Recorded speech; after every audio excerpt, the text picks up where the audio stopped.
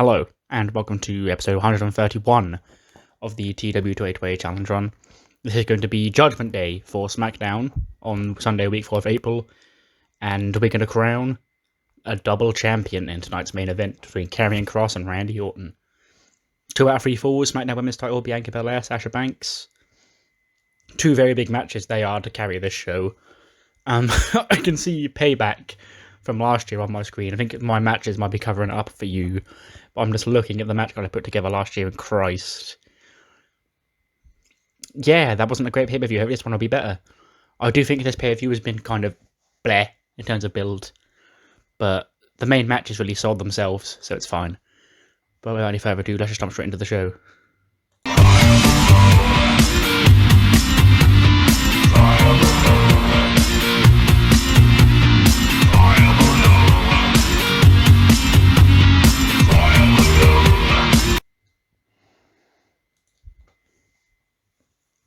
A 74?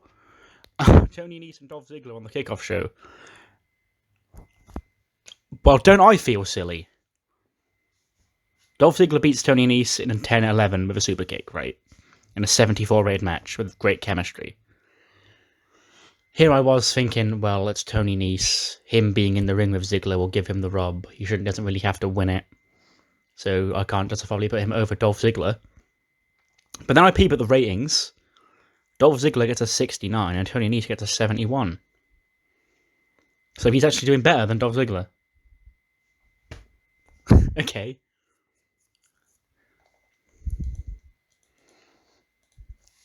We then get the hype package featuring these fine people. The main event, the title match. We've got the women's title match. We've got Sami Zayn and AJ Styles, and the US title match between Shinsuke Nakamura and Johnny Gargano. God damn it. But the opening match is a women's tag team action for a 76. Shotzi and Ember versus Candice and Ruby. And it's Candice and Ruby that win this one. I feel like they needed the win more, really.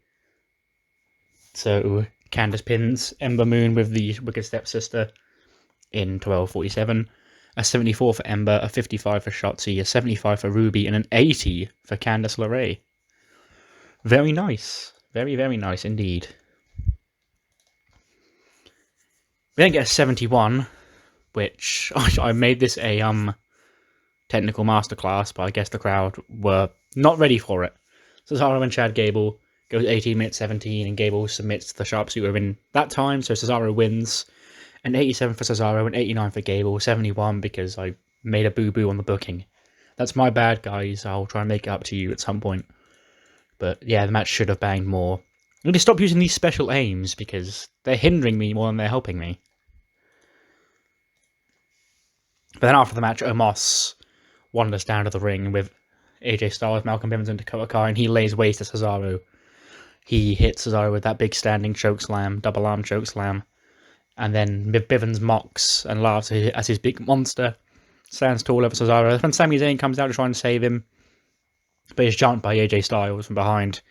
And then that match begins, AJ Styles versus Sami Zayn. And that gets a 79.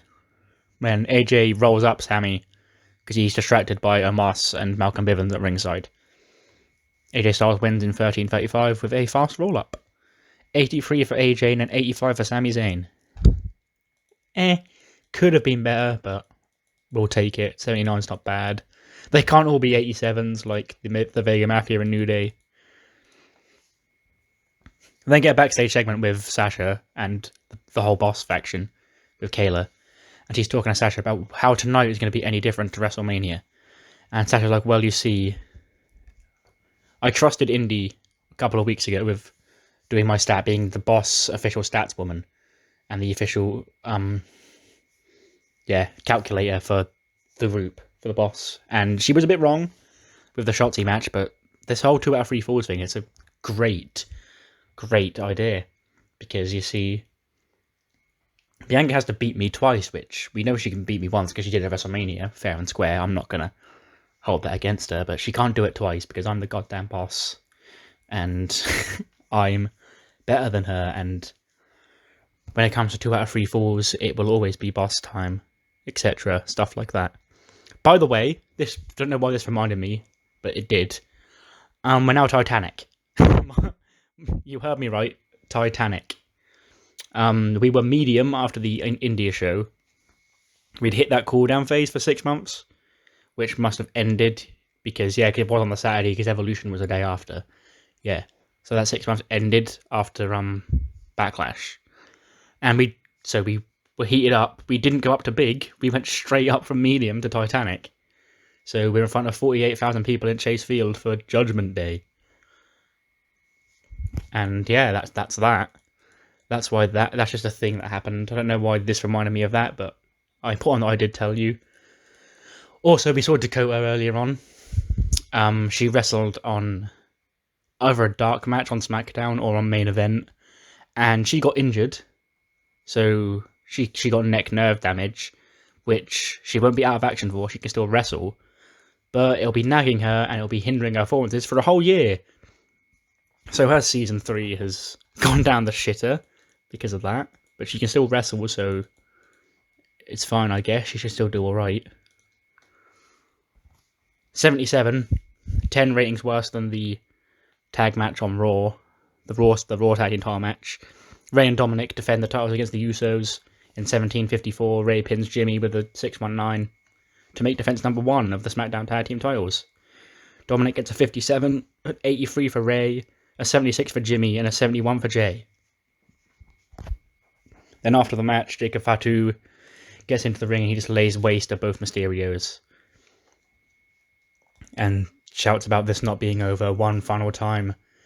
The Usos next time we're going to get those titles back once and for all. 81, Big E and Samoa Joe have their wild brawl. And Samoa Joe is victorious. He defeats Big E in 11:50 with a muscle buster. He was off his game and got a 78, so this probably could have been even better. Big E gets a 90, which is really fucking good. But Samoa Joe, he says it's his time.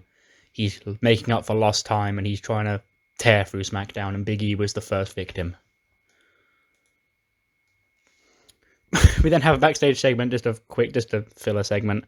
The Mean Girls and Reggie are in Pierce's office and they're like, look, I get you're trying to make a name for yourself, but I've had many complaints already about you two from Casey Catanzaro, Caden Carter, that you're just trying to stir up trouble backstage. And Kaimana's like, no, we'd never do that. Pierce, we're just 2 women trying to make a name for ourselves in the tag team division. Speaking of which, that's been very Raw focused recently. So why don't you bring Paige and AJ over here, because those titles can float. And Pierce is like, I'll tell you what. If you two can earn a tag team title shot, then I'll give you one. But you'll have to face Casey and Caden. And that'll be in 2 weeks' time.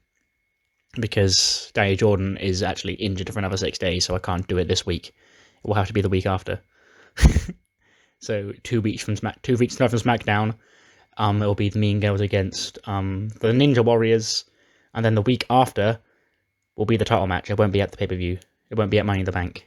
It will be on the week after, so week 3 of May, SmackDown will be the tag title match. And they're like, okay, you're nice, Pierce. Maybe your name will stay out of the burn book from now on. And he's like, thanks. In an 82. Pretty fucking good. Sasha and Bianca go 16 minutes and 38 seconds. And the first fall, Indy just runs out from the back of a steel chair or something, clocks Bianca in the back, and gets disqualified. And Sasha's like, what the fuck? What are you doing? Why have you just done that? You've got me disqualified. I'm now a fall down. And she's like, exactly, you're now a fall down. The match is still going on. I've weakened Bianca for you. And then Sasha's like, you genius little Australian bitch. She then hits a frog splash to quickly even things up, to make it 1 apiece. So Bianca's now level with Sasha. But of course, in the end, Sasha does still fall up short. KOD to win Bianca her second and final fall to make defense number 1 of the SmackDown Women's title. 73 for Bianca Belair, 71 for Sasha Banks. And 82 is pretty good for that. Backstage, Samoa Joe is storming through the hallway when Caleb interrupts him. He says, "Joe, congratulations on your big win tonight." And he snatches the mic. He says, I told you this would happen. See, I don't know how much longer I'm going to be in this state. And I'm making up for lost time. Big E was the first victim. He didn't believe me. But now maybe everyone will believe me. And he looks straight into the camera. He says, "Randy, Cross, I don't care who it's going to be. You're going to walk out of here with both championships, but you ain't going to hold them for that long. Because I'm coming for them, and I'm going to take what I so desperately deserve." Slams the mic on the floor and storms off. 78. Nakamura and Gargano go 20 minutes and 42 seconds. Shinsuke beats Gargano with a Kinshasa to make defense number 1 of the United States Championship. And he's celebrating when the entire message are behind him, or one's on each side of the apron. When Dabba-Kato gets into the ring, he hits the big choke slam. Maybe Ali would hit the 054 and Kushida would lock in an armbar. Then Ali would go on mic and he'd go, "Quickly before we're kicked out, because we're not welcome here, because we're still not employed by this company. Shinsuke, listen to me, listen to what I'm going to say to you. You need to thank me for what I'm doing here, because I'm doing you a favour.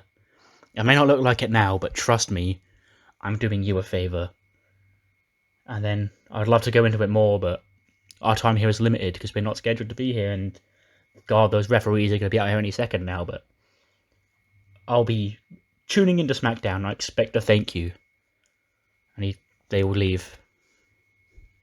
So Ali, apparently, again, in his mind, doing something for the greater good, but is it really?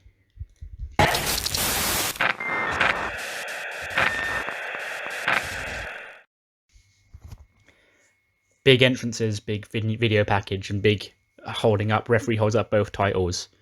One man will leave as both the WWE and the Universal Champion. Who will that man be?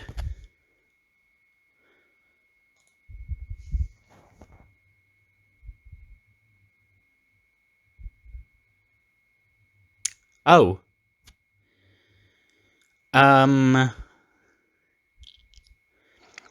Okay.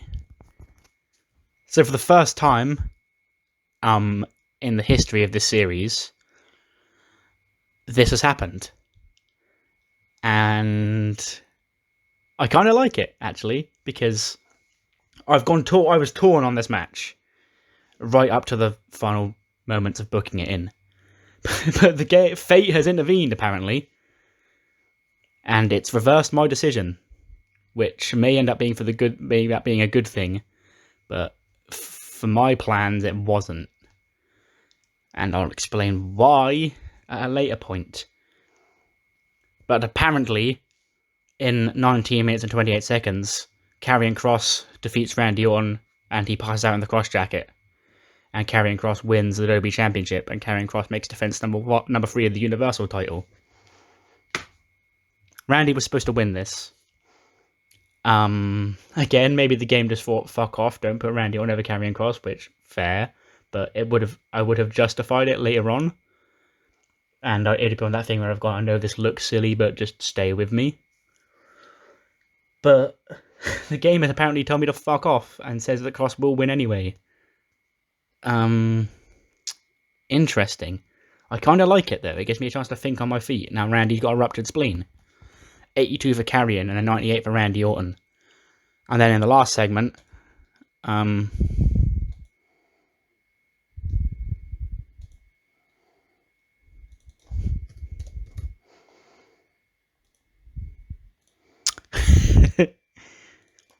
Karrion Kross didn't just change that on the fly.